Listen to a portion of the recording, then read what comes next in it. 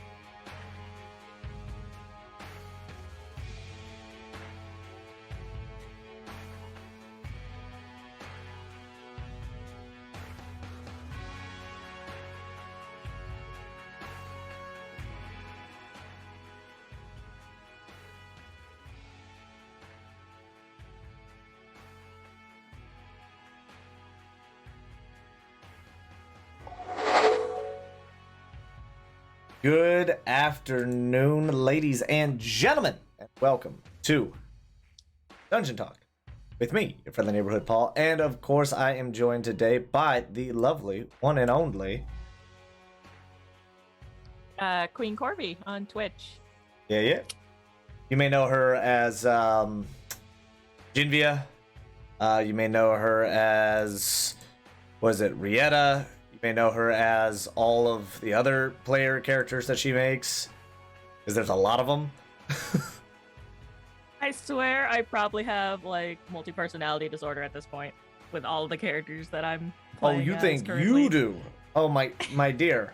I shudder to think, just with the sheer volume of voices that I tried to do on the daily.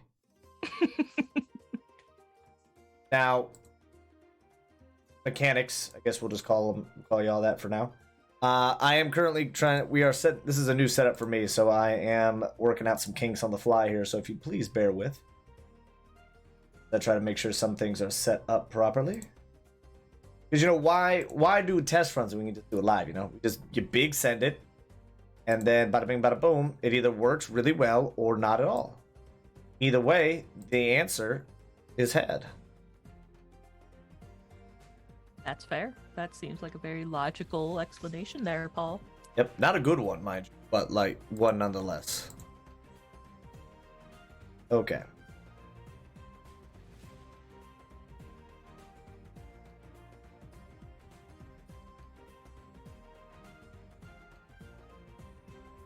Fair.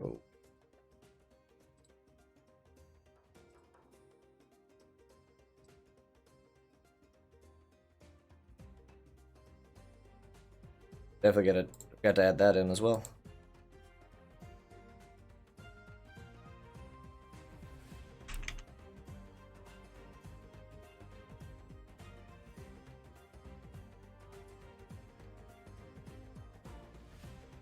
Find the OBS thing sitting up there. It'll disappear. Alright. Now, let's see if this works.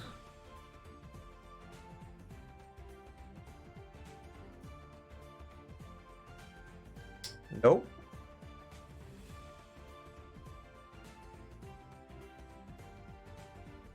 Again, maybe?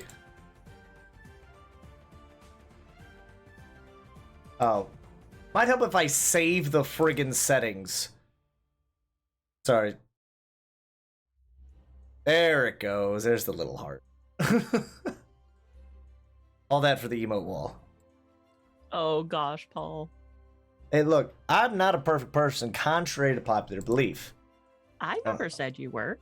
I know, but there are some people out there in the world who believe I am, and so this is just a way to let y'all know it does happen. There is the occasional oops or goof that does happen. Or oof. Or oof, as we are also known as.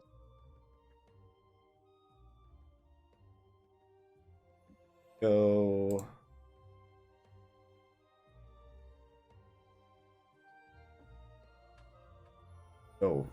Just do box.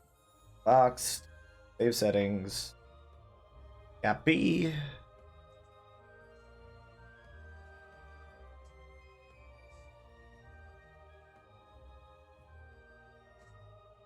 Now, we do that. Boom, there we go. Now we got the chat box. Okay. Then hopefully the alerts is also squared away, but just in case it's not. Well, at least I know that the main alerts are set up. Just got to make sure the URL is correct. Of course, I do not believe it was. Let's just test a follow. There we go. Look at that. Look at that. On the fly fixing. Didn't you know when you tuned in to Dungeon Mechanics today, you were also getting a quick tutorial on how to set up a stream on the fly. All right, so I guess we should get into the main topic of the show, which, so for those of you guys who are new, who don't really know what Dungeon Mechanics is about, Dungeon Mechanics, from what we've kind of talked about, is going to be a pseudo review show that we have, where we are going to talk about some of the games that we have had recently, as well as kind of talking to some of our players about some of the characters they've made, what kind of went through their minds during like certain events. For me personally, I'm going to be talking a lot about Legends of Noia because I am the DM of that game, so it's a lot easier for me to kind of recall that stuff, not to mention easier for me to speak on things that have happened in that game that I can't really speak on for Judgy DM because, well, those are his games and I have no idea what's happening most of the time. And I wish that was a joke. But yeah, so for today, and of course, Queen, you play Genevieve, the half-orc barbarian. No, not half-orc barbarian. Sorry, no. my bad. Goliath barbarian. Sorry, I had Yaka on the brain. I apologize. That is very rude of me. Hello. Yes. Oh, we have Glittering Moon Elf as well. Hey, Laura, welcome in. Welcome in. Sorry, I did not see you jump in. Sorry, just finished up a vet appointment with the dogs. Oh no, you are absolutely fine. So, mechanics. This is Laura, otherwise known as Glittering Moon Elf, who you will also know from about every other show that we do on this channel, between Final Fantasy, your Legends of Noia, and then I know you're in another one, aren't you? Another stream game? Yes. I'm in Curse of Strahd and Waterdeep, which currently haven't been airing. Yeah, Curse of Straw has been on a hiatus just because of scheduling, and the same thing with Waterdeep. So right now you're in two of the stream games as well as a couple of the home games, if you will. Yes. She's also in Black Plague as well, our 4-shot that is Oh, happening yeah. on our Dungeon Mechanics channel. Yep. Yeah, right here. That is happening here on Saturdays. It will not be happening this coming Saturday because of what is it? I'm blanking on what it's called. Ukador-Con. Ukador-Con. I was like, it's something a con. It's something a con. I can't remember what it starts with, but it's something a con. But yeah, Ukador-Con. Yep, our friends over at Fabled 20... 42. 42. There was a There 2 it is. there. There it is. Hey, look, I got a whole lot of room to talk shit right now. But yes, our friends at Fabled 42 are going to be hosting their kind of own like Ukador-Con for the next week, starting on the 13th of October and ending on the 18th of October. Yep. So if you guys want to check them out, definitely do so. Yeah, definitely do so. They do. We got quite a bit of overlap between. Well, I say not quite a bit, but there's a little bit of overlap between us and them. I know Judgy DM plays in a couple of their games, as well as we have Brent, who plays in our Rise of Sage Mist. I know Chris was playing Rise of Sage Mist for a little bit, but he's having to take a step back for work stuff. But yeah, we have a lot of crossover with them as we're trying to. Just a bunch of D&D dorks all getting together and doing stuff. It's a good time. It is good times all the way around.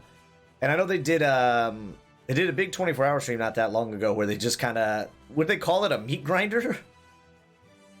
I think so, something along those lines. Something to that extent of just like, yeah, we're just gonna run it, and we're gonna just beat up everything. Like, oh, okay, you'll have fun with that. Because that sounds like the big scary. Mm-hmm. All right.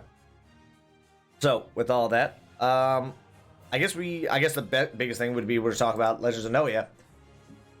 And then for everybody who hasn't been watching, how dare you? First off, secondly, I understand it happens. We did have a bit of a wide break between everything. Okay. I need to swap the music over because the music is this big swelling like bum bum bum bum. Like, oh, not have that set. Quiet talking time. I feel like this will for now.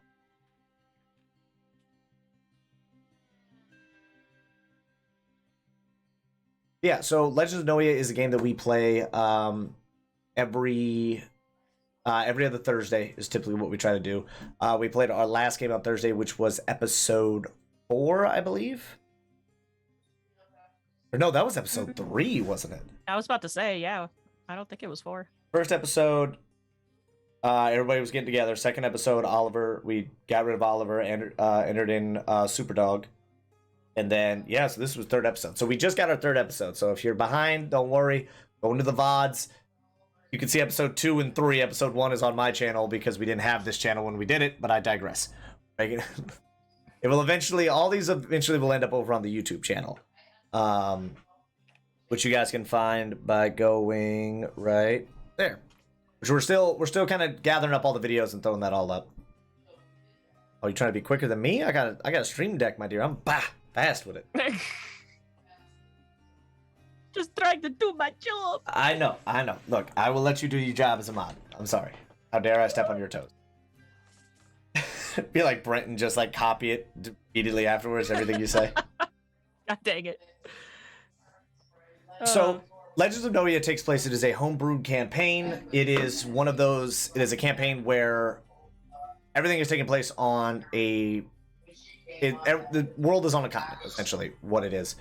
And with that, it was kind of nice because it was kind of nice because I didn't have to go through and like read everything.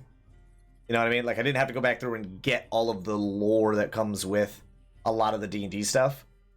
Because, like, there are times where, especially, like, even with, like, the bigger content creators, where you'll see, like, actually, the Drow were never in this area. They were more located in the... It's like, whew, yeah, I'm not ready for that. We're just gonna homebrew everything. The world, at least. Thank you so much for the follow, Alexion. But, yeah, so it was able to kind of homebrew everything, which then makes it substantially easier to do. Because then you don't have to... You can kind of build it up and do all the fun stuff that you would want to do as far as, like, introducing characters and introducing all these other things without having to necessarily worry about, oh, well, does this make sense with the larger D&D world? Or at least for me. Ooh, how to make a DM panic. Oh, God. Sure. Go for it. I'm terrified of what that means. And so, like, for me, it was making Noia, because I know, Queen, you made, for your homebrew world, or for your home game, you kind of made your own world as well, correct? Yes, that is entirely homebrew. So, for you, like, what made you want to do homebrew versus going with, like, the already established world? More or less, I have more control on what happens in the world and what I can and cannot allow in the world, so I feel like I have more flexibility when it comes to like storytelling and having things kind of happen within the world of, you know, the story I'm trying to tell. Okay, Val, that is, you made a grenade. You've made a grenade. But a powder keg, so that's just a bomb. You made an IED. And like, oh my goodness. Just goodness. Nordic Geek, how you doing? Welcome in. Cost 260 gold, but it's hilarious. That is not, like, that's money well spent in my personal opinion, because at the same time, like, that's gonna, depending on your campaign and depending on what you're trying to do, like, that could be a nice little back pocket maneuver, being like, well, fluffernutter. Powder. That's a Critical Role reference where you just yeet it, somebody hits that bad boy with a fire moat, or a fire bolt. There's a moat of fire instead of a line of fire, which was always weird to me wording-wise. Yeah, just hit a little powder keg, boop. Except that would just be... You have 10,000, like, even if it doesn't... Oh my god. I'm just thinking if you fought a real big bad and you made him eat it. Or, like, you somehow got it, like, in the thing's mouth, like some goddamn action movie, and then exploded it. Good lord. Not gonna lie, that would be absolutely glorious. It would be great if it were... It's like, actually has resistance to piercing damage, so... Oof. Oh, I'm sorry, were those ball bearings magical? Oh, what a shame. It's like, just immune to all non-magical piercing damage. It's like, alright, well, That was 260 gold firework that did nothing. Awesome. But I digress. Yep. Yep, there it is. There it is. I was like, yeah, that's how you make a DM panic for 5 seconds. Until they're like, okay, let me just open up my monster manual. Flip, flip, flip. Oh, immune to piercing. That's them closing the tome. So in Legends of Noia, the world is kind of broken up into 5 regions that are all kind of working together and living kind of in tandem, each one independent of themselves, but each one kind of maintaining their own sense of independence and their own sense of kind of individuality to it. Think very much of like Europe and the EU, right? Like everybody is a part of the EU, so people can kind of come and go between the countries as they see fit. But when you go into a new area, you are still held by the rules of that area. So even though, just for the real world example, like if you're French but you go to Italy, you're still held to the Italian laws in the same way around. And that's the same way in Noia, where even if you are from Senyu, if you go to I'm blanking on some of the other names of my continents now, or some of my other countries and stuff. Allow me to scroll up through all our Discord stuff to find all of our things. Actually, I can just go to locations. What am I thinking? But yeah, if you go from Senyu over to the Republic of Stone, you can do that without really any sort of setbacks, but you then still have to deal with the repercussions of if something were to go wrong in those areas. Which kind of makes it, for me, that made it a little bit easier just as far as, like I said, trying to set up a world where I don't have to necessarily worry about, like, what is happening in, I'm trying to think what one of the main worlds are. Like, whatever the main, like, D&D worlds would be.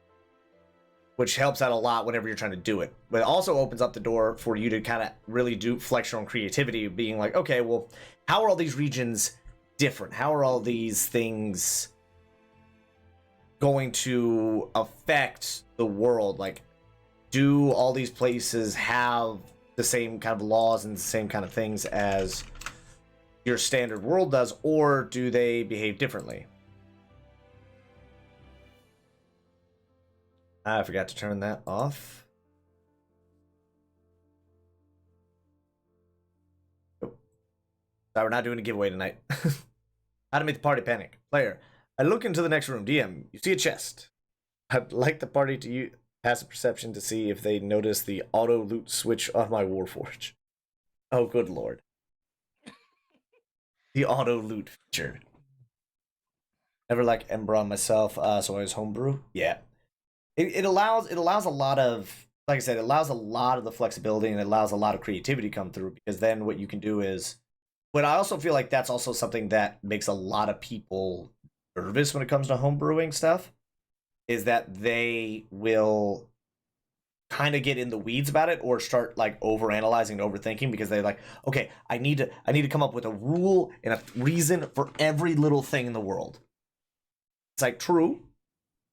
Or you just improv that shit when it comes to that kind of weird stuff.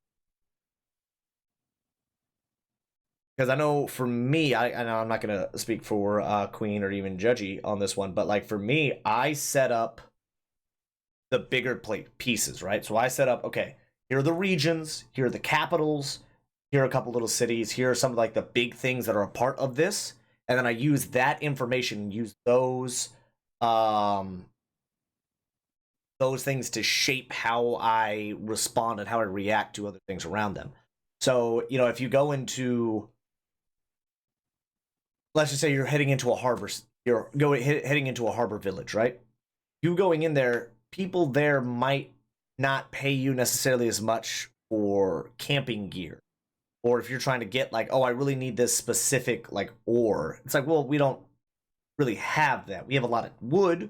We have a lot of like things that are used for things that area, like fishing equipment or sailing material or things of that nature. Things that you would find more prevalent along the coast, because obviously that's around them. Versus if you go up into the mountains, you're not necessarily going to be finding boat oars and sails, right?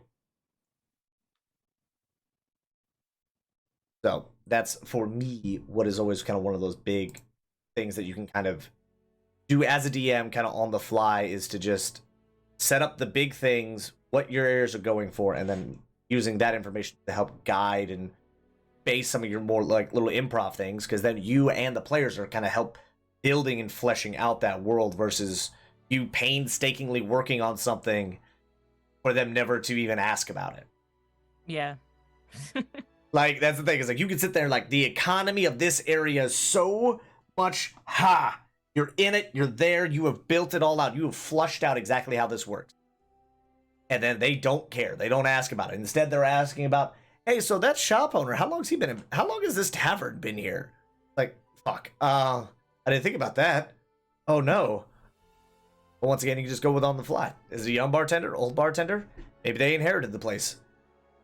Maybe they took the place over. Who knows? That's what I've done when a player asks a question where I improv something. I just write it down exactly. More likely to find a powder keg in the mining town than the fishing town. Exactly. And the same reason why you might be able to, you'd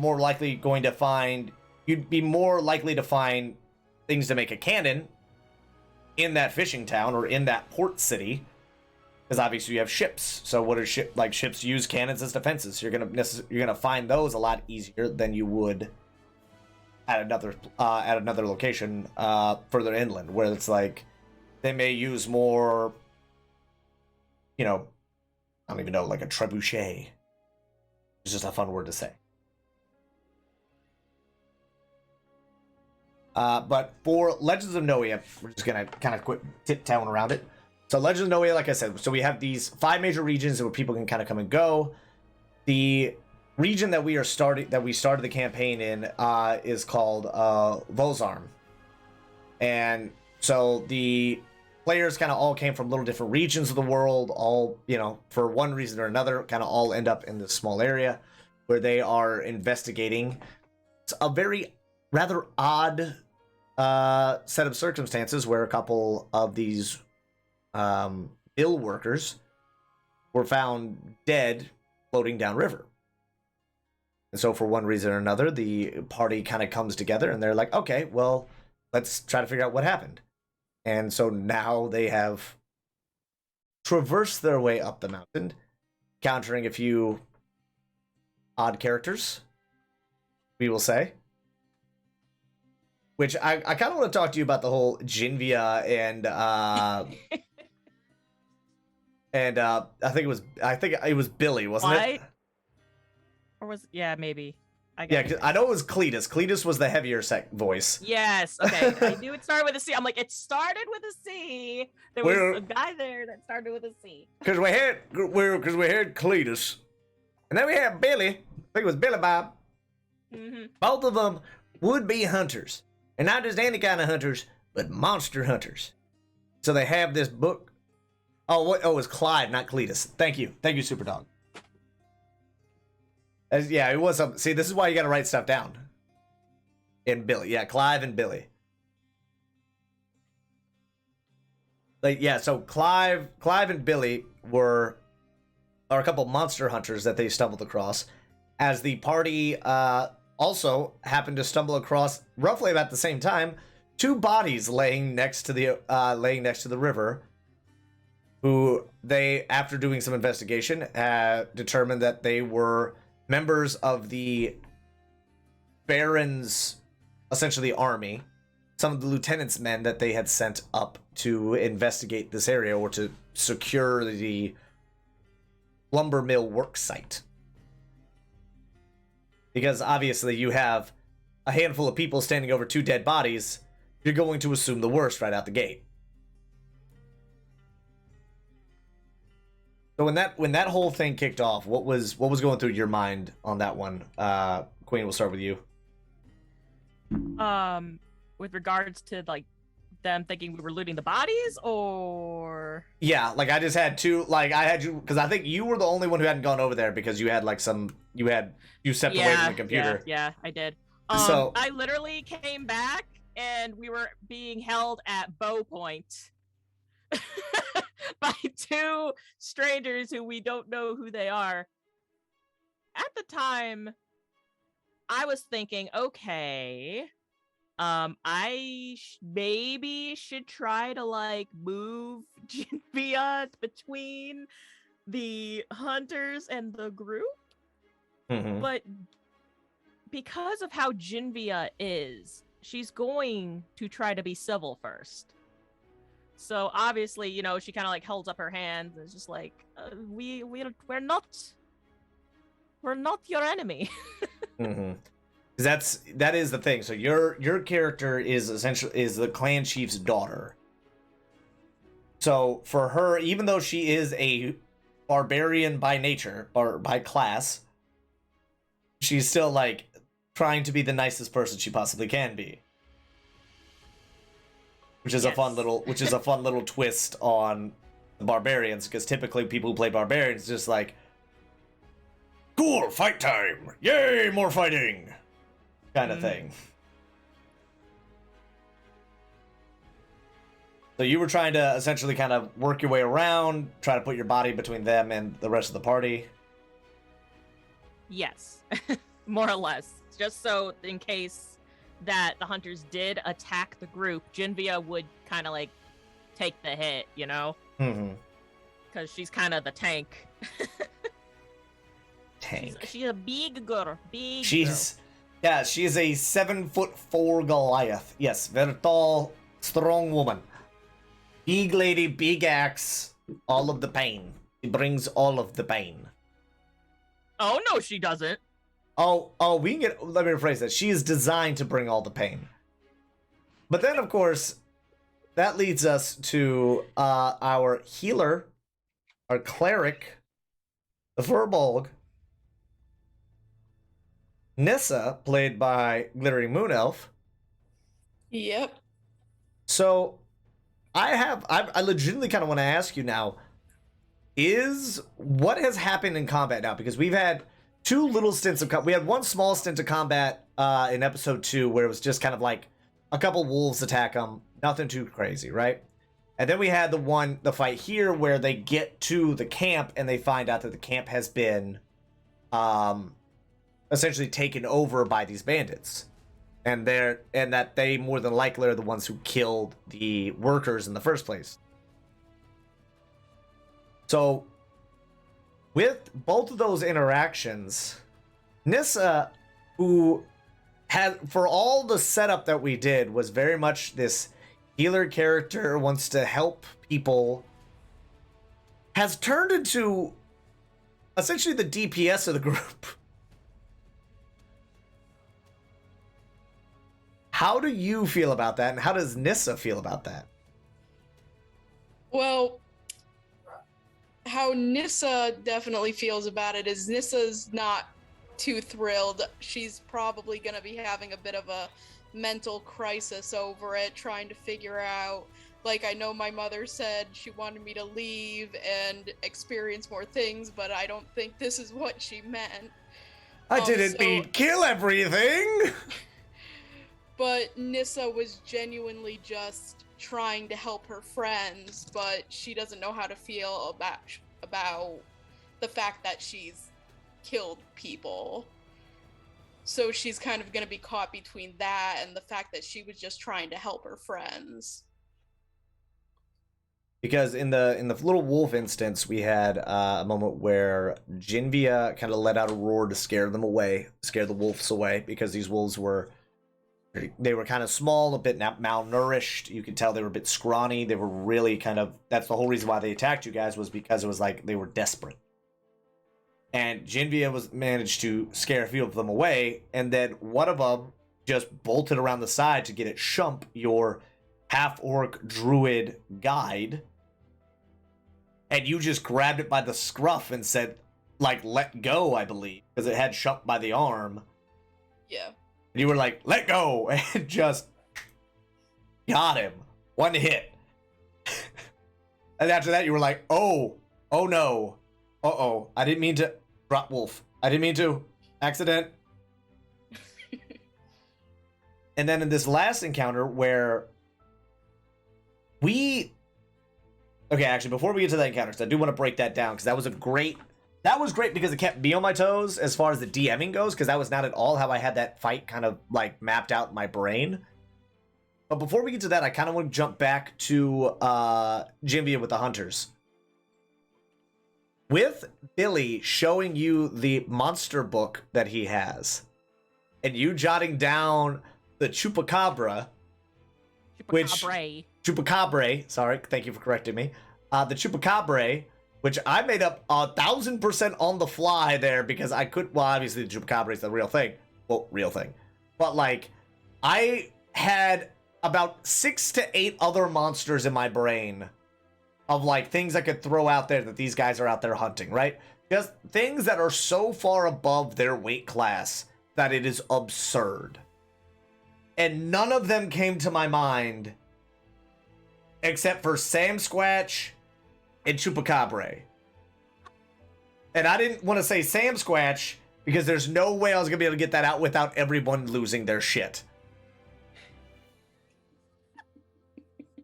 Case in point right now. They're both dying right now. If I had been like on this, yeah, you know, we're just out here looking for Sam Squatch. I beg your pardon. Yeah, do an inside check with advantage, because like even with that name, I can't even play like that name's a real name. But yeah, you have Sam Squatch or Chupacabra. So like the Chupacabra, which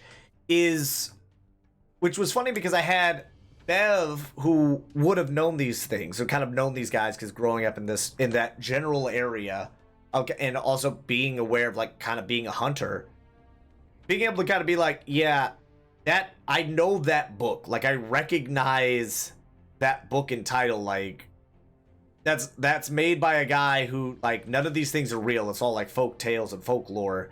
He sells them to would-be adventurers for like a couple gold.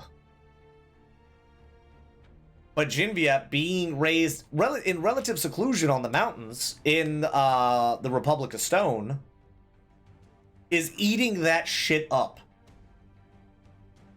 And I love how I think because you rolled fairly low, if I'm not mistaken. I think so. Either that or it was pretty moderate roll, but yeah, it wasn't high. Yeah, I think it was. I want to say around the 10, and because he rolled I think I had him roll persuasion, and he beat you by like 5. And I just used like basic stats. I just rolled, and I was like, all right, we'll add like 1 to his charisma, and it was like, yep, that's bad. That was real. Oh lord. And so now with Jinvia believing that Chupacabras exist, and has an accurate, we'll say, drawing of one in her notebook. It was actually better than the drawing in the book. Yeah, Glide had. Yeah, due to your performance check, it was like, well, this book actually looks like this drawing somehow looks better than the one in the book, which doesn't make sense. But hey, that's what happens when you roll like a 19 on performance or sleight of hand or something like that. So you end up going with. So you are doing that now. So now I have a question as far as just like putting those seeds in there. Is Jinvia actually going to be looking for this thing? Oh, abso-freaking-lutely. Are you kidding me? She has just left her home. She's experiencing all these new things, trying to kind of like get information on like the local flora, fauna of each kind of like region. Mm-hmm. Hell yeah, she's gonna be on the lookout for this Chupacabra. And on top of that, well, I mean, despite what Bev says. Despite Bev being like, that's not a real fucking thing. Well, you got a taste of the local flora with the Devil's Barb. Oh, geez, yep. The Devil's Barb, which then, for some reason, we also made into a drink. But that totally would be a drink. Like, if there was a plant that would, like... Yeah, I could easily see, like, a cocktail or a shot being named something that'll kill you. So, yeah, this will kill you. Devil's Barb. Like, yep. Nailed it. Perfect. But yeah, like, you getting hit with some Devil's Barb heading down the mountain, which then leads to you and Nissa becoming, kind of meeting and that whole thing. with Nissa rolling just the highest of medicine checks at that moment. Hey, thank you so much, Blue Joy, for not only stopping in, but also for the host. I appreciate it. That's the first time I ever got to actually see that alert. It's the first time, because most of the time we don't have our alerts going because we're like, you know, doing the games, and certain people, I won't name names, DM, Judgy, doesn't like having the alert boxes up there. But I digress. This is Dungeon Talk that I'm hosting. You'll see Dungeon Talk that Judgy DM hosts looks nothing like this. But yeah, so now Jinvia kind of has like her own little side quest right now, as far as like searching out, I guess, this monster as well as possibly others. Maybe not becoming just like a folklore monster hunter. Which now the best thing about that is, as me as a DM, I'm putting that in the back of my head, being like, okay, cool. I now know things that I could though throw in front of Jinvia to either distract her or just to be a fun little plot hook for you, as far as like, oh, we go into this new area and it's, you hear about the tales of the, you know, the twin-headed twister. Like, the what? And Jinvia's just over there. What is it? What is it? Tell me. Just like picking up every folklore thing of like, what the hell? And Bev standing in the back like, oh, why? These are designed to sell souvenirs. Yep. They're designed to sell souvenirs. That Jinvia, with that regard, is probably going to drive Bev insane.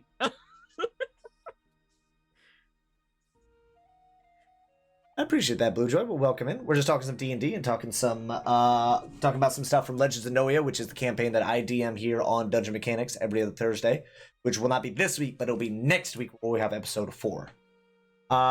But yeah, so with that, like, that is so, I love that so much, because like I said, it's something that I then can latch onto, and I can drive, and I can kind of do something with that, because of the simple fact of like, oh, you want to talk to these people, you enjoy this little goofy thing, okay, what can we do to make this like ridiculous and funny, especially if we can somehow tie this into as well,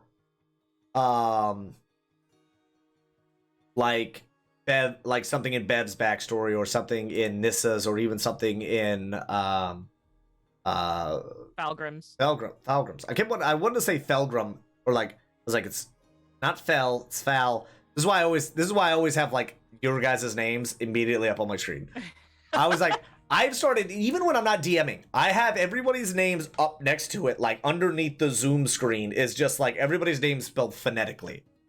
Like, yeah, so I look at Jinvia and I say, because man, it's just, it'd be like that sometimes. It'd be like that. You're not always ready until it's like, oh crap, and then you gotta say the name and you're like, I butchered that name. Piotish. Perfect fucking example. Nordic Geeks character in our 4-parter, the Black Plague, mm-hmm. is spelled like Peter, or like Putor, like Pytor or something like that, right? There's something to that extent, right? It's like Peter, but like spelled odd and pronounced odder. So it's just like, okay, well, how did you pronounce it? Piotish. Fuck, okay, I gotta write that down because I will butcher that every time. To the point where I was like, yo, Tish, I need some help. And he just, like, his character just stares at mine like, okay, no nicknames. Got it. Not a nickname guy. Totally don't want to do that again. But yeah, so like you have all these ridiculous stuff kind of going. Yeah, Piotr. Thank you, Superdog. That is what I mean about like it's just an odd assemblance of letters, and like there's no Tish in there unless you're from another part of the world where like, yeah, that's just how that's spelled.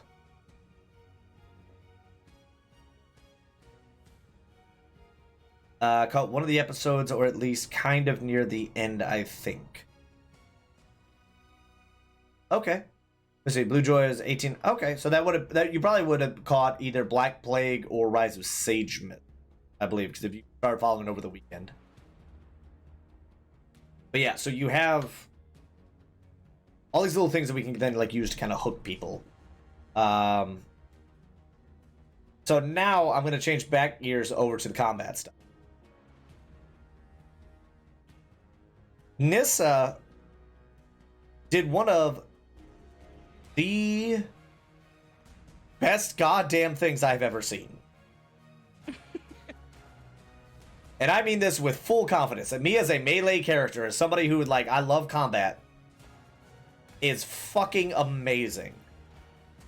Because what had happened was, for everybody who missed the episode, essentially what had happened was they strolled up onto this work site. The work site they found out was taken over by bandits. So, fucking Felgrim and Jinvia start waltzing in and then realize, oh, there's a bunch of people here. Yoink! Like, Jinvia just grabs Felgrim and pulls him behind this stack of logs. Or, like, big piles of logs that have been chopped down.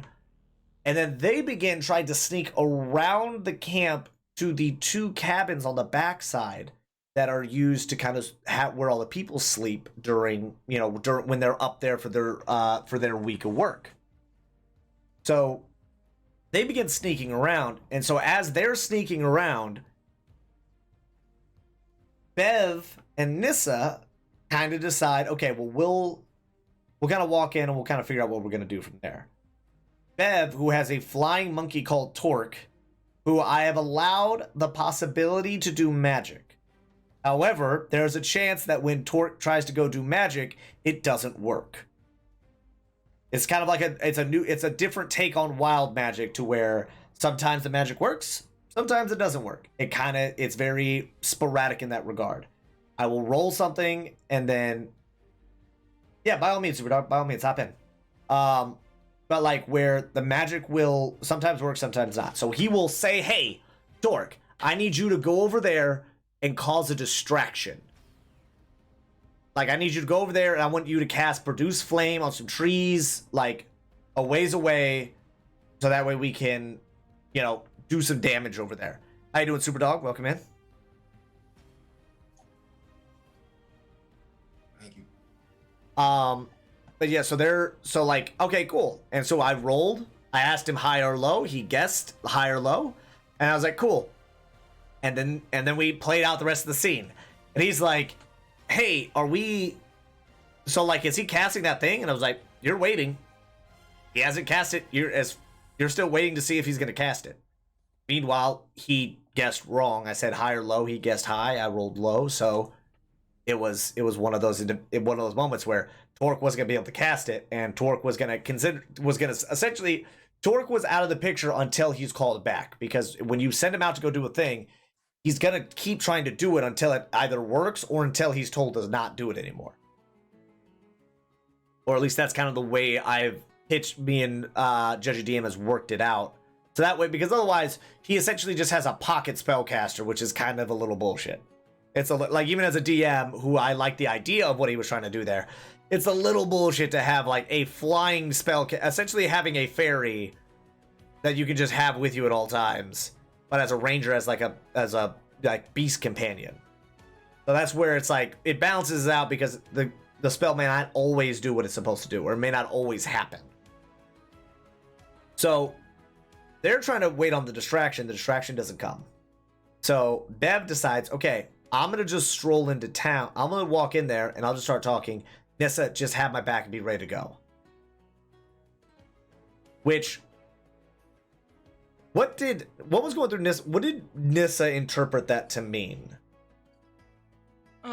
Nissa interpreted that as watch, wait, kind of try to get a feel for what was going on and make a decision from there on what to do. Right. Because what I had happen was I had both teams essentially doing what they were going to do at the same time. So I'd had one team like do a thing, and so it'd be like kind of in combat where everything kind of happens at the same time, but it would just be like, okay, well, these guys are going to be moving around as these guys are going up and talking. So as one could affect the other, whereas like if Bev is very charismatic and he's stepping in there, now the sneaking team has advantage because now everybody's looking at Bev talking to them instead of necessarily keeping an eye on the outside. Which really came in clutch for our stealth team / not always so stealthy team. So, Superdog, hi, once again, welcome in. Thank you. So you play Felgrim, our Leonin monk. Yes.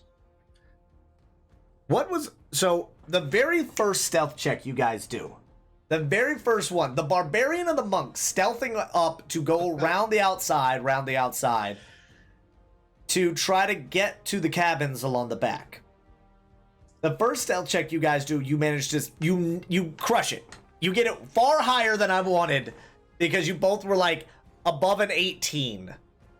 We both rolled nat 20s. Yeah, that's what it Almost fucking at the was. same time. Yeah, Like, that's what the fuck it was. It was double nat 20s, and I'm just sitting there like, are you fucking...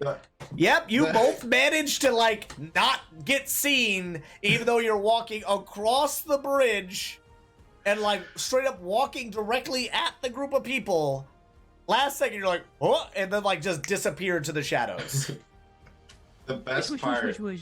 The best part I love the most was not only the fact that it was so ecstatic that we both hit nat 20s right away, but the look on your face afterwards, because I could tell by looking at your face that it's not at all how you wanted that to play out. It's not even like I didn't want it to play out that way, right? It's not. It wasn't a way that I had planned it to. Yeah. Obviously, when you're building an encounter, like, or at least for me, when I built this encounter, I was like, okay, well, how would I as a player approach this? It's like, well, if I'm Bev, I might try to sneak. If I'm Genevieve, I might just try to fucking waltz right in there. If I'm Nissa, I might try to negotiate. If I'm Felgrim, I might try to, like, sneak and then just bully them. Like, sneak around from the backside and bully them. You know, like, think about, like, just playing as, not even as, like, the characters, but just as the class, right? So just breaking it down by that way. And so I was like, okay, well, I could see the ranger and the monk sneaking around and having the two giant people, the two tanks essentially, waltzing in, being like, sup, bitch? That is not what happened. Instead, what happened, the monk and our barbarian start swooping around, our ranger waltzes straight up in there, and our cleric hangs back. So now, one of which... Bev does have a pretty solid armor class just because I've kind of bolstered up you guys a little bit just with having a smaller party and not having as many beefy characters. I was like, okay, well, you can have like this kind of stuff and working with these things and, you know, rolling with it, that kind of stuff. The fact that he's the one who rolls in there and starts talking, which I think he, outside of... Because I think he has the highest charisma outside of maybe Nessia, correct? Maybe? I think Nessia, I think you have a fairly decent charisma score, if I'm not mistaken. I'd have to check. Yeah, we'd have to go into it, but regardless, like, he kind of goes in there and he's essentially just trying to convince them, because, like, it starts off very much, hey, what's going on? How are you doing? Where's your buddies? And it's like immediately puts puts Bev on the back foot as far as like, oh, shit, yeah, I didn't think about that. Fuck. He's expecting people, not person. Wow. And then so like going from there, you know, him trying to convince like, oh, well, no, it's just me, or like, oh, they didn't have, like, why aren't you wearing the armor, or why aren't you wearing, you know, one of these things? And just him playing through it and doing his best to play through it. But unfortunately, the dice were not in his favor. Like, he had, unfortunately for him, he rolled low on deception, and our main bandit rolled pretty high on insight. And so, like, he just saw through it immediately. So now, all of a sudden, this dwarf ranger is standing in the middle of, what was it? 5 kobolds, 3 bandits, 1 bandit leader, and then this very large human with a battle axe. So essentially a 4th bandit, but a bigger bandit. Bandit Plus, if you will. For like in the video game term. The Bruiser, if you will. And so you guys begin sneaking around. And after that beautiful double nat 20, you fail the second. Well, not both of you. One of you fails the second stealth check. Yep. Jinvia. Yep. Jinvia stumbled on a rock. And that was the first stealth check, actually. We were heading to the tool shed, and I failed that stealth check. No, that was the first. That was the second one. First one would have been going over the bridge. Yeah. Oh, okay, got it. Okay. So like the first one in the scenario of you guys both in time, yes, but like after, I guess, sure, in the going around the outside, that is your first stealth check. So then you get seen by this kobold. And then instead of the kobold immediately like being just like the kobold starts screaming and you guys immediately found out, I was like, okay, I'm gonna give Belgrim one reaction because in this moment like Jinvia is already kind of messed up. Belgrim would have a moment to react before this kobold like registers what they're seeing. And then you, like a goddamn ninja, just hit this fucker in the neck with a dart. Killing it instantly. Oh. Like, I love how I said, all right, you have a reaction. What do you want to do? And your moment of like, was priceless to me. Well, yeah, I honestly, like, we discussed this after the fact, but so everybody else can know, that was like where my inexperience in D&D came into play. Because I'm over here, you're like, you have a few things to do. I'll give you some time to think about it. And I'm like scouring my character sheet, like, oh my God, what can I do? What can I do? I have a dart. Like monk abilities. Like, yeah, and then you're like, all right, 10 seconds. Like, we got to know some. So like, I'll throw a dart. And then after the fact, you're like, yeah, I was looking for you to tackle him, try to run up and snap his neck. I'm like, oh, right. We're not actually in combat yet. I can do other things and play around with it. Yeah, because like in that moment, you could have, just because like monks are fucking monks and you're like, your walking speed is like 40 or some shit, right? Yeah. Yeah, so like your Leonin could, in theory, close that gap very quickly. Like, especially depending on how we flavor it and how we, how you tell that story, which is always why the storytelling aspects of it can be very different depending on what game you're on. Because if I just played it like you guys were like literally shoulder to shoulder, like sneaking, then it's like, okay, well that could be like, I could see why that would be like, well, that's a little unbelievable to think that he would be able to close that gap.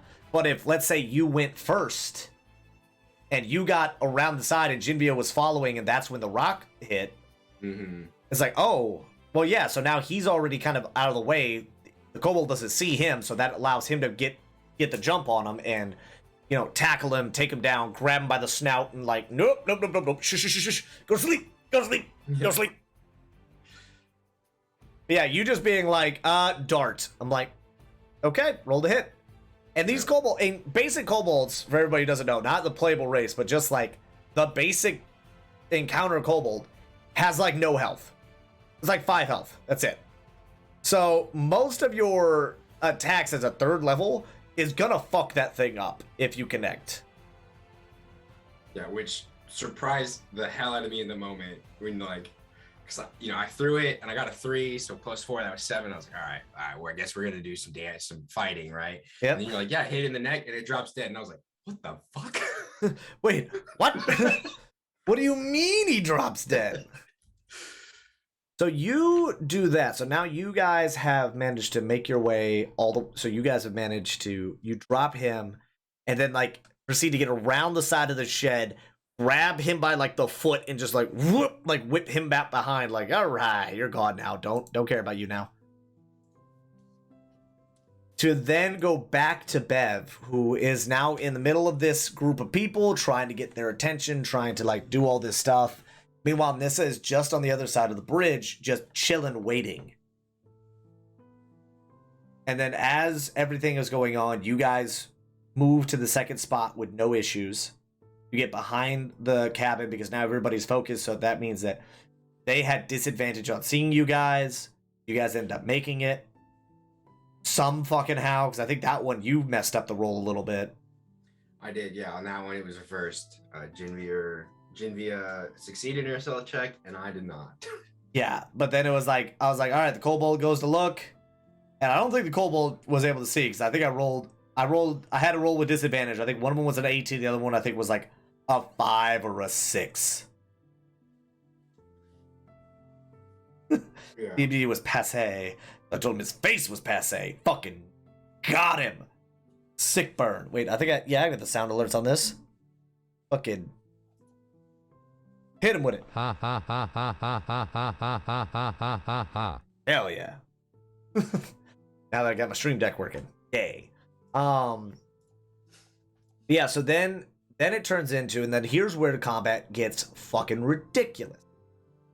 Because Bev is failing on convincing these guys that he is who he says he is. That he is there, like, as essentially one of them. And the fact that he's doing his best to do it, but unfortunately, like, he's on his back foot. He went in there by himself.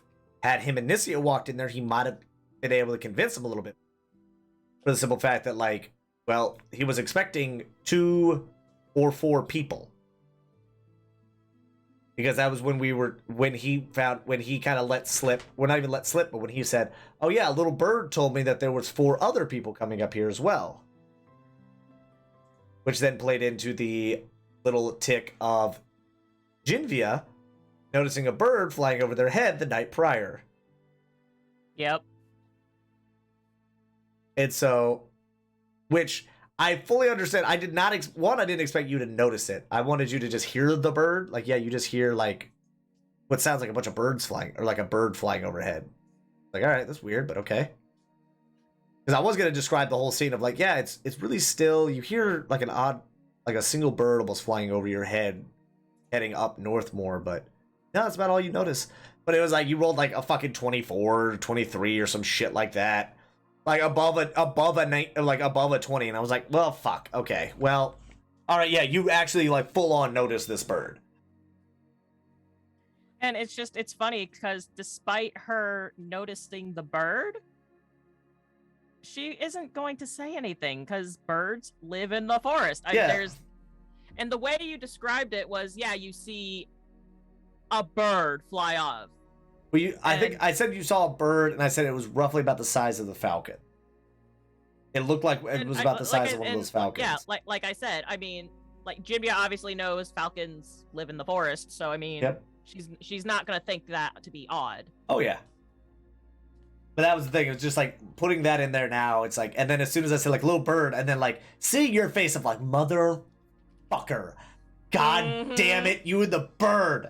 The bird. How would I have gotten that? There's no way I would have gotten that.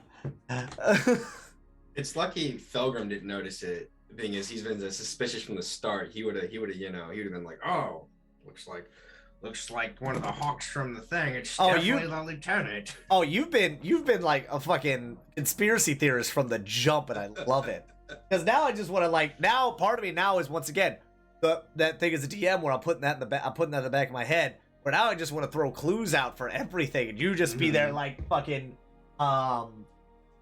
Always Sunny, where it's just like red string everywhere, like it's all connected, man. But so we go into this, and Bev is found out, like he's about to get like bullied hard here, and so out of fucking nowhere, a complete shock to me. This is just like guiding bolt. What? Yep, guiding bolt at this bandit right here in front of me, like the closest one to me, and I'm like, oh, okay, go ahead, roll the hit. And then what happened was Nissa turned into what can only be described as the Terminator. The healer of the party just turned into a war machine. And what was funny is I asked you to describe what your magic looked like, because I needed a second to pull up the encounter because I did not have it at the ready yet. You were not the one who I anticipated was going to start the fight. And that's why I think I loved it that much more. Because once again, Nissa is a healer cleric. Like, not even like, oh, you're a cleric, you just heal, you don't do damage. No. Like, her whole backstory is like, she is a healer, she has spent her life, like, helping people. And so just for her to be like, murder, boom, like, what? Like, full on, if you're a Mass Effect person, for Morden Solus, full on Morden Solus moment right there, where it's like, there are many ways to help people. Sometimes through, sometimes you help them by healing, sometimes by killing bad guys. Both help. Like, goddamn. But yeah, so you start off and you cast Guiding Bolt, and you, once again, these guys, not that strong in character, not that crazy, you know, like, these guys are, you're level 3, right? So I didn't necessarily, I had made a lot of bad guys, none of them that were super powerful. Well, yeah, they weren't like all like big tanky boys. And so you go up there and you immediately just crush that fucking guy. Like, you hit him in the back and he just drops dead immediately in one shot. And then it all kicks off. And man, oh man, did it fucking kick off. So, Bev is in the middle of a fucking, just in the Thunderdome, where he's getting attacked by the Berserker, as well as every other, like, Kobold and Bandit that isn't focused on Nessia. Because Felgrim and Jinvia have successfully gotten behind them, and nobody knows they're fucking there. And then, once again, here is where I'm starting to laugh my fucking ass off. Because instead, the combat breaks out. And what the fuck do these two do? The Leonin and the Goliath. They are investigating this hut to try to see who's inside, what's inside. They look and they see the workers. Workers that were already up there have been bound and are just, like, in there. There's still food, there's water. They've been, like, they're not being tortured, they're just being held there. They're just prisoners at that. And then they're like, all right, well, I'd like to, like, open up the window. I'm like, well, the window is, like, jammed shut. Cool. He's like, fucking Felgrim is like, yeah, I would like to pop out one of my claws and then just, like, cut the glass with the claw. Big enough for me to fit my arm through to then, like, force the lock open. This motherfucker wants to Pink Panther this shit as the fight is breaking out on the other side of this fucking place. And then Queen wants Jinvia to do the help action. I was like, okay. Rules is written, yes, you can do that. But I need to know how you are helping him in this scenario. Which, once again, was the best fucking thing you could have done. Because where I'm expecting, oh, you give him a boost, or you know, do something, right? Like, you pick him up, you distract, you know, you buy him some time, whatever it may be, right? You're just like, I want to take my cooking knife and then use that to go on the other side of this. So now it's like claw and knife going around in a circle to, like, make a hole big enough for Felgrim to put his hand through. And so I'm like, fuck, go for it. You succeed. And then you're like, okay, you reach through, and you're like, I was like, all right, what do you want to do? You're like, I reached through, and I just, like, ripped the lock. And I was like, roll for strength. Sure as shit, roll for easy. No problem. Just, and I was like, all right, cool. You go in and you force this lock up, and now you swing the window open. They're like, how big is this window? I was like, it ain't big. Like, this is a small ass window. This is designed to, like, really just let, like, sunlight in and, like, air in. This isn't designed as, this is like a full length window. Now, it's the more important question if it was the size, if it was big enough for at least Felgrim to get in. Yeah, and I was like, Jinvia's a big girl. That was the thing, and I was like, no, but I was like, the Leonin. Cat. Yeah, you can fit. Yep, I'll allow it. Cats are fucking weird. They fit damn near like if they're not quite like the squid thing where it's like if they can fit their beak through, the rest of them fit through, but it's pretty close. I was like, yeah. And so you get in there and you start like unbinding everybody and all that stuff. And then like as soon as you go through the window, Genvia's like, okay, now time to go fight. Like, okay, then, so my thought process was Felgrim and I get to the cabin, we release the hostages, and maybe they help us fight. So that way we kind of get like an upper hand in the fight. But unfortunately, because I saw that Bev was in trouble with that berserker, Genvia never got around to actually opening the door. So I'm that was letting you kind of know like, right now, those workers would not have helped. well, I mean, Well, obviously I didn't know that, but yeah, that was well, kind of what my thinking. Well, in the scenario, I get 100% why you were thinking that. Like, oh, I mean, we're going to free these workers are going to come out there, they're going to start fighting. No, these dudes are fucking running. Like, these guys have been, like, trapped here. These guys are, like, just common fucking guys. Like, they are not, this is not in their job description. Like, they came up here to earn a bit of gold to then, like, go do some other shit. Like, I'm a lumberjack. I am not a fighter.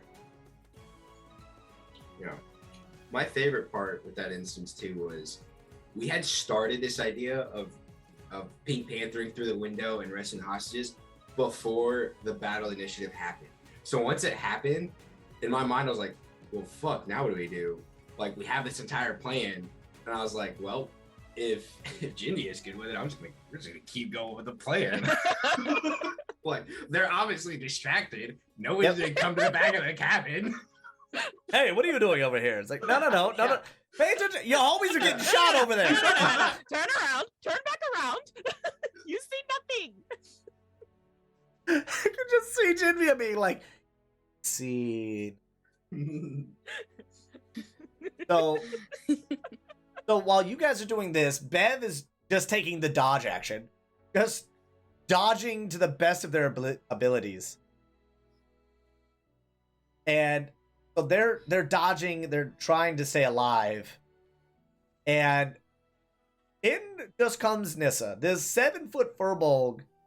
Once again, healer cleric. Life domain cleric. Mace in one hand. Just boom, boom. Just smacking these kobold and bandits left, right, and center. Spiritual weapon, crushing them. Just everything. Just wrecking shop. And it's just so goddamn funny of how the body count in that fight was so highly weighted towards Nissa. Because I'm thinking about it, I don't think Bev killed anybody. Belgrim, I know, took down 2. And I don't even know if Jinvia took anybody. No. Well, if you're not counting the kobold in the stealth action, then it was just 1. No, I was counting the kobold in stealth action. All right. You dropped, because you dropped 2 kobolds. And then you fucked up that one, that last bandit who saw the writing on the wall of the berserker almost dead and was like, cool, I'm out, and just hauled ass. Which, I'm not gonna lie to you, I will roll to see if he actually makes it out alive or if he dies on the way. You guys might bump into him again. Or correction, you might notice him and he notice you from across the room and he immediately is like, I'm out. I don't want to be here anymore. And then just Jinvia being like, hello, friend. Nope. Better yet, no, not even you, right? He'd be like, all right, who the fuck are you? And then sees, like, actually, no, he would remember you from the fucking back flex of fucking, okay. Which we need to talk about that. We're going to need to talk about that real quick. So, we are in combat. I roll a crit, which I'm not, it was kind of funny me rolling a crit, but it's also like, whatever. Just mostly because, unfortunately, due to metagaming, Jinvia did not rage her round. What I mean by metagaming is Queen was convinced outside of it to like not rage. Fine, it happens. Not a big deal. Jinvia still survived. Because like the logic was there onto why not to rage, but I digress. Mm-hmm. So she doesn't rage. I roll a critical hit with the crossbow from this bandit. I shoot. I think I did like what 13 damage. 14. 14 damage, Yeah. and you negated 13 of it. Mm-hmm. Due to Stone's fucking endurance of the Goliath. So Jinvia just fucking like back turned to this guy, by the way, which was like makes perfect sense of why he got the crit, because it's like, oh, she ain't paying any fucking attention. Pop. And just fucking like has a brief moment of noticing, and then just like flexes the back. And like the arrow just, I think I narrated to like the arrow just bounced off. Yep. And it was just like, oh, for fuck's sake. And then of course, the next roll, the kobold, crits. Crits with the fucking sling. It does like 6 damage. Rock to the back of the head. So the crossbow bolt, 1 damage. Rock swung by a baby dragon, fucking like 6 points. So like you look back at that fucking bandit, was like, hey, fuck you. Rock hits you in the head. Fucking hey. Can't you see I'm a little busy here? Like, I'm trying to fight the creepy dude standing here in front of me. I'm not trying to fight with all you fucking guys. And then, so, you're there, you're laying into the bandit, or you're laying into the berserker. The berserker's bailing back on you. And then, once again, Nissa takes out both bandits, and I think 2 kobolds. Maybe, no, 3 kobolds. You would have had to drop 3 kobolds. Because, yeah. So she kills like half the squad. No, and she took down the berserker. Yep. Oh, she did, yeah. Because the berserker is like just a straight up character. Like that's just a straight up like monster in Beyond. Which is just like, yeah, it's essentially just like a barbarian. Just like, yeah, you get a great axe, you do this, you do that, you can do reckless attacks. You know, you have like pretty low AC, but you're pretty beefy. So like for a small group, like yeah, if I had thrown like 3 or 4 berserkers at you guys, that would have been a fucking battle. You guys might have been able to hit them, but they hit you, like that's just gonna hurt. And not to mention they just had a lot of HP, so it's like, or a lot of HP comparatively to what level we are now, or you guys are. Mm. And so you guys just battling it out and getting through that fight, and like with Issa dropping them left, right, and center, and then the captain just running, which was kind of the game plan from the get-go for me. I was like, the captain I want to try to keep alive, but if you guys murder him, you murder him. But like I had him like start backing up immediately. Then as soon as like all the other shit started kicking off, he's like, oh yeah, he's running, he's gone. Which that's why I loved how Felgrim couldn't see him. Like Felgrim rounds the corner and just does not notice him.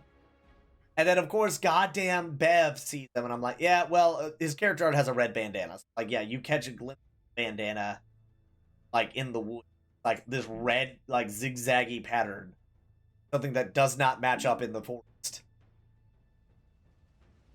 It was just like one of those things. Like I couldn't have wrote that fight going.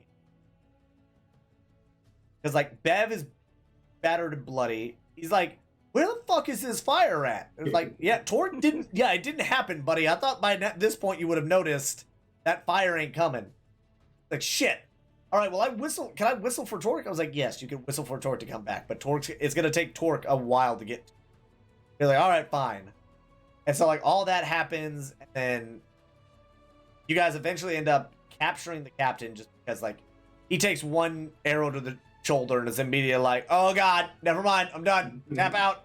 I surrender. And then that's where we end up ending the episode essentially at that point. And for me, building that encounter was kind of tricky. Right? Because originally, I think I had like 3 more bandits and like a few more kobold in there. I was like, all right, well, these guys took over this camp. So if there's like 10 or 11 and there was no berserker, because like it wasn't gonna be a berserker, it was just gonna be like just pure bodies, like just pure bodies in your guys' way. But I was like, well, that's gonna be a pain in the ass for me trying to keep track of who's who.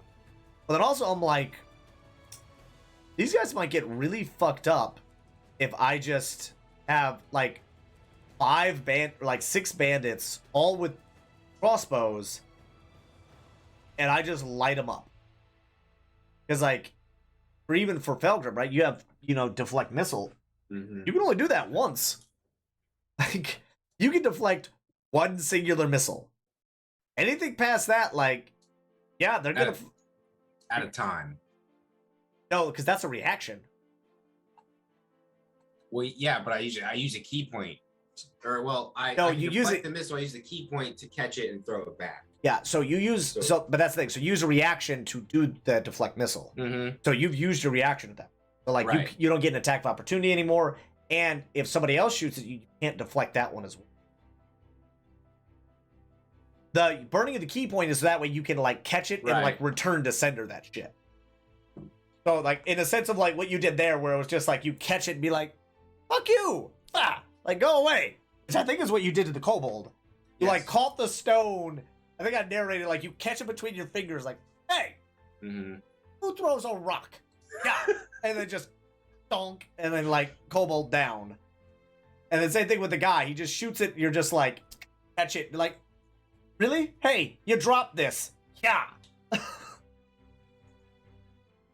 But it's just like shit like that is just the funniest goddamn thing of had I gone with my initial game plan of just having a load of people, would have made that fight last longer and probably would have been a lot less fun for you. But because I took out those little guys and just added one big dude in. That then gave you guys like a punching bag, but then also gave you guys like a real big threat on the. Because it wasn't like, oh, it's just a bunch of ads, it's no big deal, like we can mow through these guys no problem. It's now like, oh shit, okay, that guy's gonna take some hits. And plus I played him like a crazy person, which I think you guys either hated or loved. God. I loved it. Oh, it freaked Nissa out. Because I think you guys were like, oh, I was gonna try to talk to him. I was like, that wasn't gonna happen. Mm-hmm. I'll tell you this right now. That man was not mentally there. Not mentally there. The fact, like, when I started it off and it was just like, playtime? Like, yep, playtime, go play. Playtime! Like, oh god.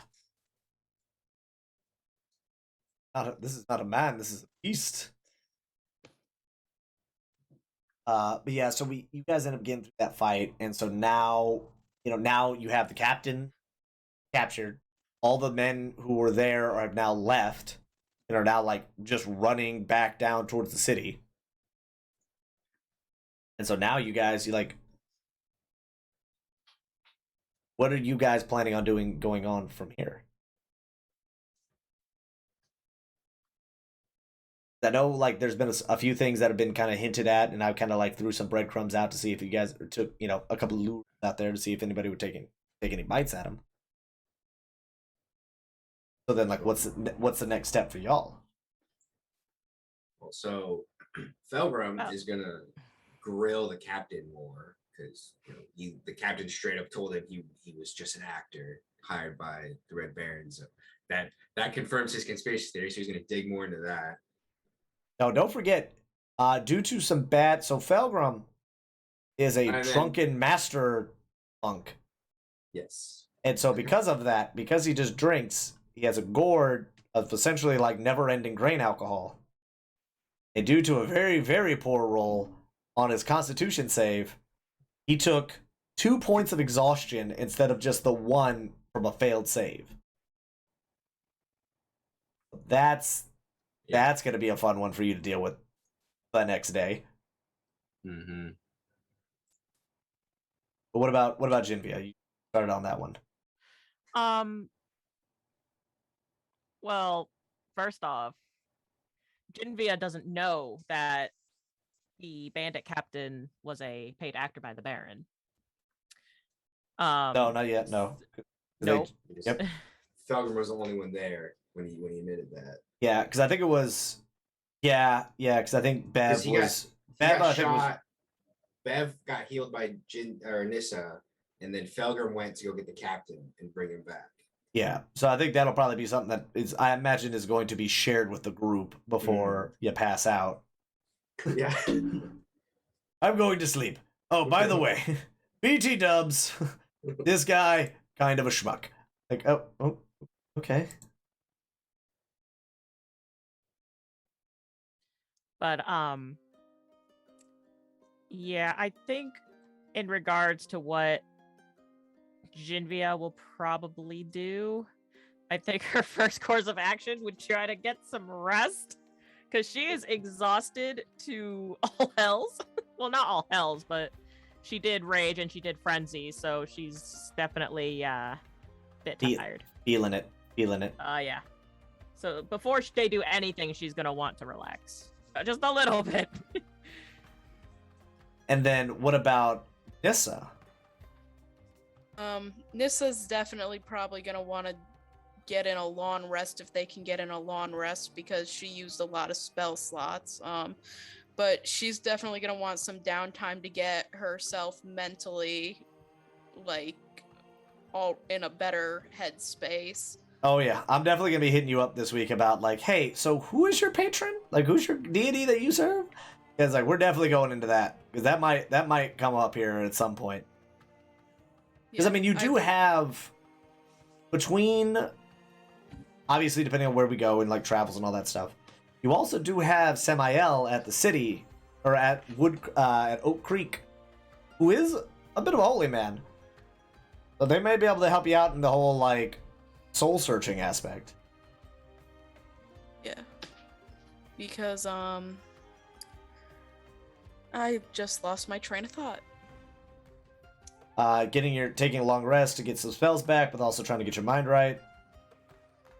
Yeah, I know that eventually she is going to want to recover her family's cart and donkey from the town. How that's going to be achieved, I don't know.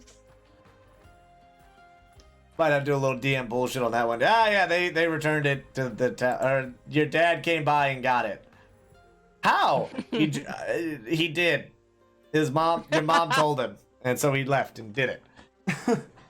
It's like, because we got the next story beat, and I don't have time for you to backtrack. All right, next story. Next song. Forget the donkey. Forget the donkey. But yeah, so I think that might do it for, it's about an hour and a half, so I'd say that'll do it for this episode of Dungeon Talk. As we kind of did a little deep dive into the Legends of Noia, kind of giving you a little bit of backstory about it, and then also did a little recap of the previous episode.